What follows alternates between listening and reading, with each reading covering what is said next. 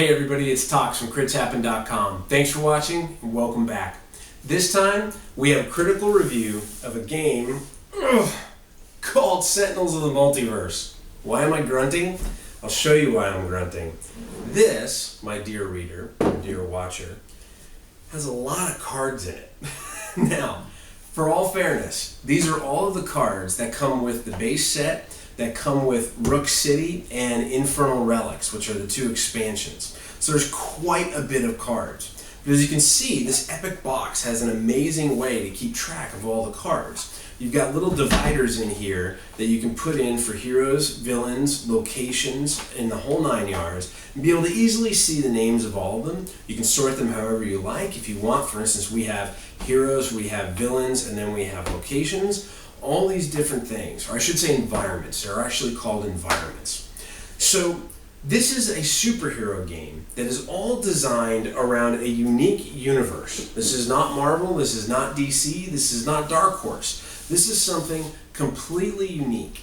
Now, truth be told, I grew up around comics. I actually managed a comic book store when I was in high school and for the beginning part of my college career in upstate New York that was called Iron Vic Comics. It was an awesome time in my life. I was able to get into all the different comics I wanted to, whether it was DC or Marvel or Image as they were starting up and Spawn was becoming the big thing. It was always really exciting. But I'll tell you, to be really honest, it was really hard for me to get interested in non-Marvel and non-DC superheroes. I did.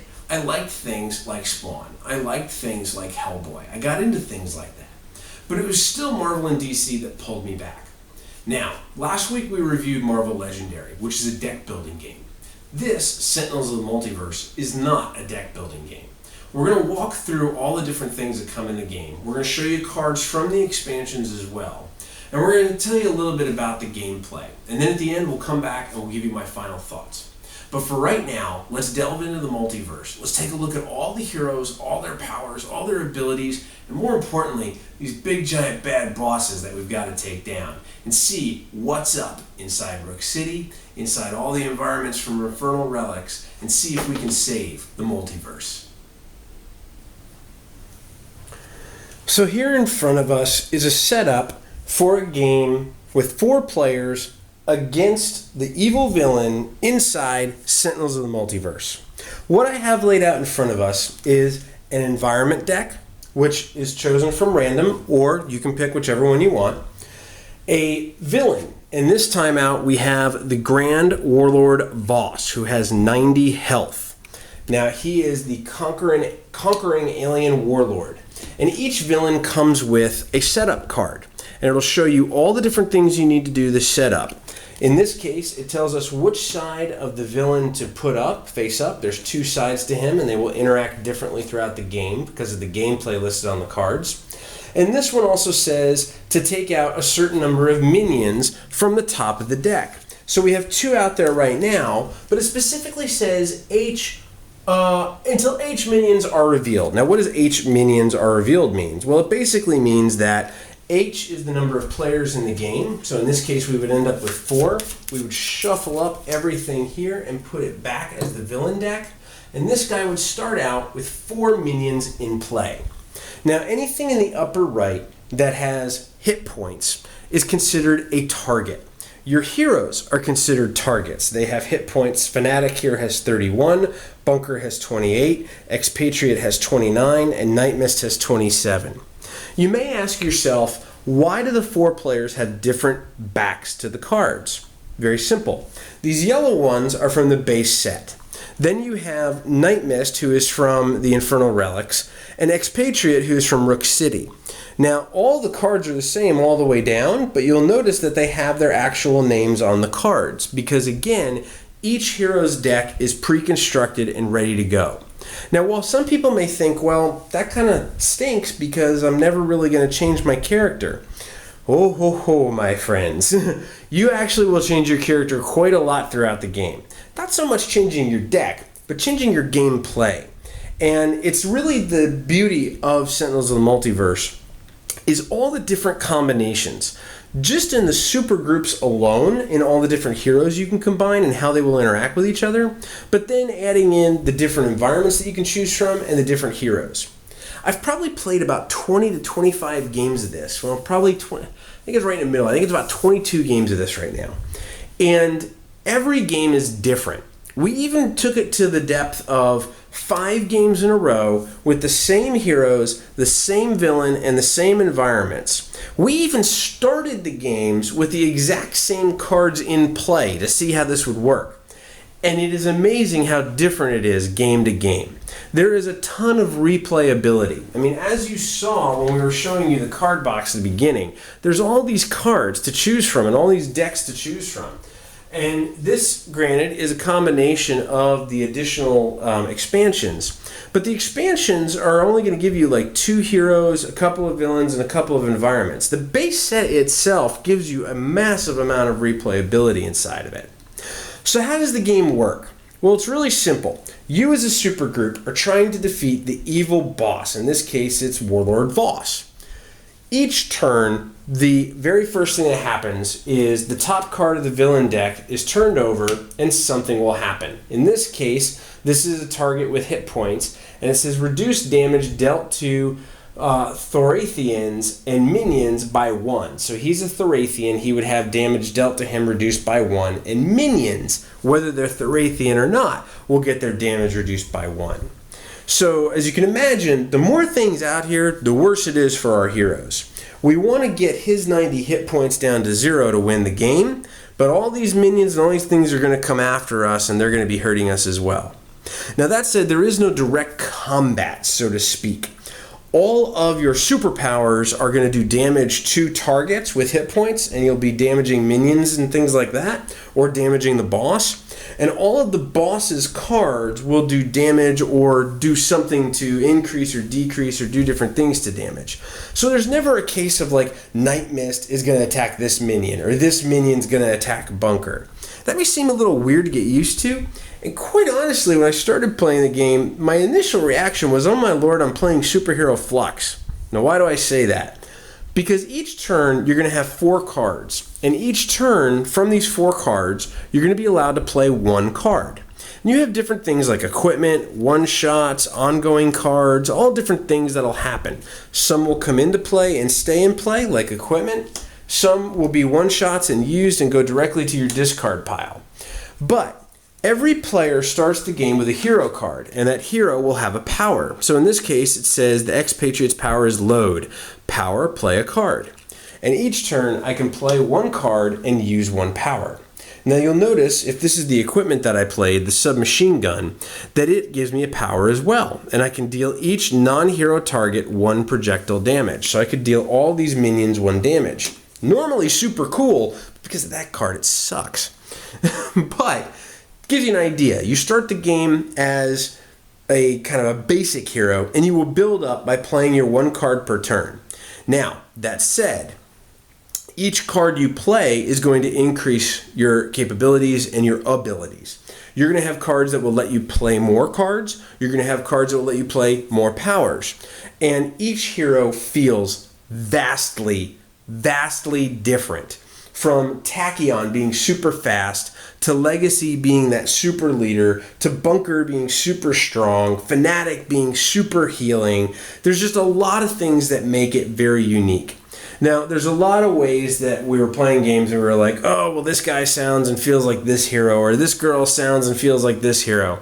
But really, as we played it more, we realized they're not like that at all.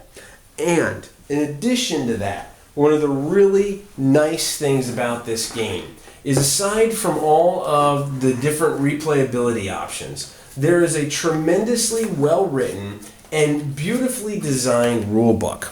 So this is the rulebook for the starting game, and ironically, it looks just like a comic book. But it's very illustrated, and it has a lot of pictures and a lot of examples. The turns are very easy to understand, and it even shows you a breakout of all of the heroes and the villains and their complexity, which is really nice. Now, on top of that, there are bios, which is really cool. And it's not just for the heroes, it's for the villains as well. So you can read about why some people are a nemesis to somebody else, or why somebody was created, or the backstory behind a villain or a region or an area or an environment, which is really, really cool and adds to the flair of this game. Now, while many people may say to themselves, well, it's all unique and I don't know if I'm going to get into the heroes, believe me, from someone who is not a direct run out and go pick up the first superhero game he sees, I really did enjoy learning about this universe that Greater Than Games has made. They've done a really good job, not just from a gameplay perspective, but a really good job from the backstory. And the gameplay, well, I joked earlier that it felt like superhero flux, is really where this game shines. There is, aside from the replayability and all the combinations, a lot of fun figuring out, okay, what cards am I going to play as Fanatic to set up Expatriate to do the most amount of damage next turn, but still be able to keep the rest of my team alive. It is an amazingly intense game, because aside from the villain and aside from the heroes, each turn at the end, after the villain and after each hero has had their turn, there's going to be an environment card that comes out. And the environment cards are, again, very artistic and will have targets with hit points and immediate cards that will do damage to different things. But the environments are all themed around a certain area inside of the multiverse that you're having this epic clash at. And that keeps the clock ticking faster and faster and faster and faster. And it makes it so tense and so much fun. We have had an absolute blast playing this game. I'm going to tell you a little bit more about my final thoughts in a second, but this gives you a good idea about the gameplay. You start off with the villain card coming off the top of the deck. You have the start and end of turn abilities during that phase for the villain that will trigger from the cards that are in play. So there's some cards that will say at the start of turn, deal X damage to this person or that person. It's usually determined by who has the highest hit points or the lowest hit points, which brings around a lot of strategy for your team as to when you finish your turns, where each person ranks in that kind of stacking. And then you go into the hero turns and they play their one card and their one power, and they ultimately will get more cards and more powers and more super cool combinations to all push together.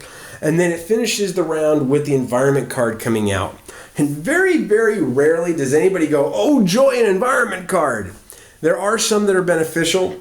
There's most that will usually impact the tensity of the game. And that's probably one of the cooler things about the environment set. While the villains all have their unique feel, while the heroes all have their unique feel, the environments do not play just a third character in the game. They are very unique, very flavorful, very colorful environments that make you feel like you're on a moon base, or you're in the ruins of Atlantis, or you're in the middle of Egypt, or in the middle of a dinosaur field. It's just absolutely amazing how unique they've made each of these things feel. So, well, you probably can tell where we're heading with some of this. Let's go ahead and pull back, and we'll tell you a little bit about our final thoughts. So that's Sentinels of the Multiverse. One thing I forgot to tell you, a really cool mechanic. When your hero gets knocked out and loses all their hit points, they become incapacitated. This doesn't mean you're out of the game. It doesn't mean go get a beer, or go get a drink, or go get Oreos, or anything like that. Or go get beer, drink, and Oreos. But it means you get incapacitated and get flipped over. And you'll notice there's 3 powers down here. For Fanatic, for example, I can give one player the option to draw a card right now. Each hero can regain 1 hit point, or I can select a hero and reduce the next damage dealt to that hero by 2. Now this means that even though I'm knocked out and all my cards that I've played go out of the game, I still have powers that I can use. I'm still part of the team's strategy, and I'm still part of the game. That is a really cool thing. Inside this game, there's also a mechanic called the H. It's a little H with a circle around it, which is a symbol that determines the number of heroes in the game, or is based on the number of heroes in the game, I should say. So in a 4-player game, whenever a card comes up that says deal H damage, or draw H cards, or heal H life, or anything like that, the H is the number of heroes in game.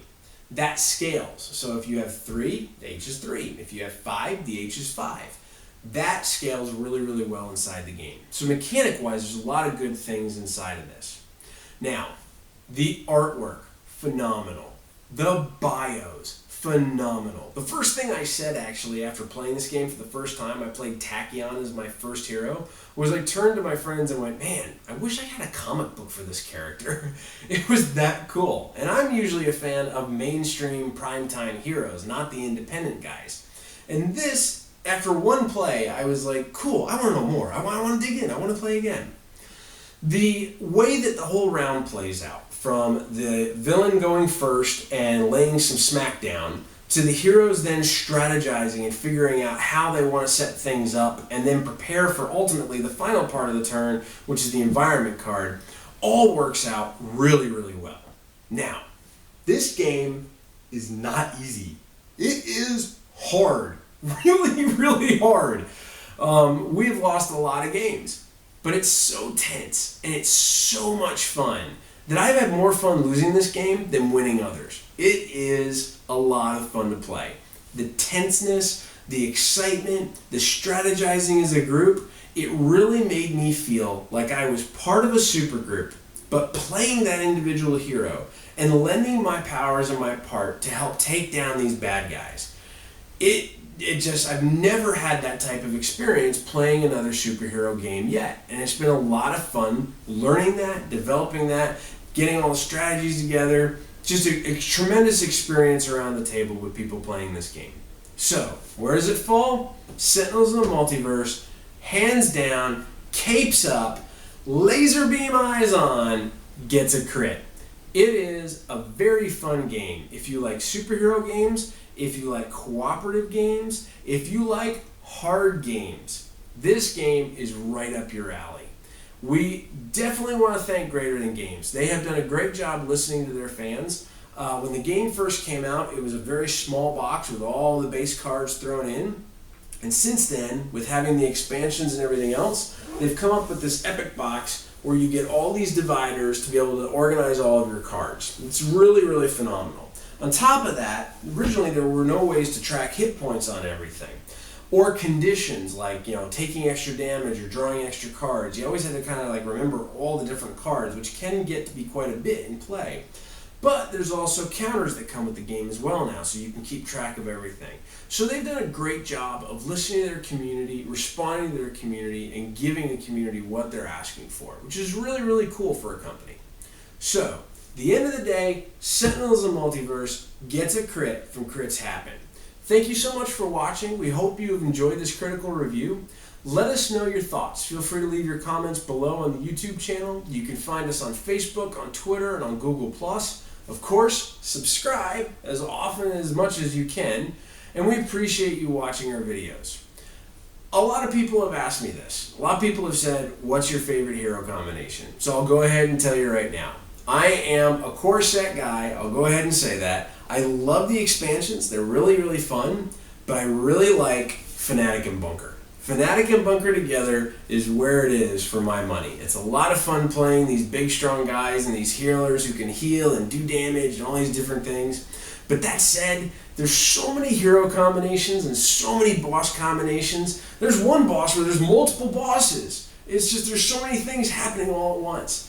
Let us know what you think. What's your favorite combination? What combinations do you hate? What heroes do you run away from? What heroes do you run to? What villains strike fear in your hearts? What environments do you never want to go near? I'd love to hear from you guys around what you like, what you don't like, and what makes the most fun for you playing a night of Sentinels of the Multiverse. So, thanks so much for watching. Sentinels of the Multiverse gets a crit, but until we see you next time, keep rolling those dice, and we hope they're all crits.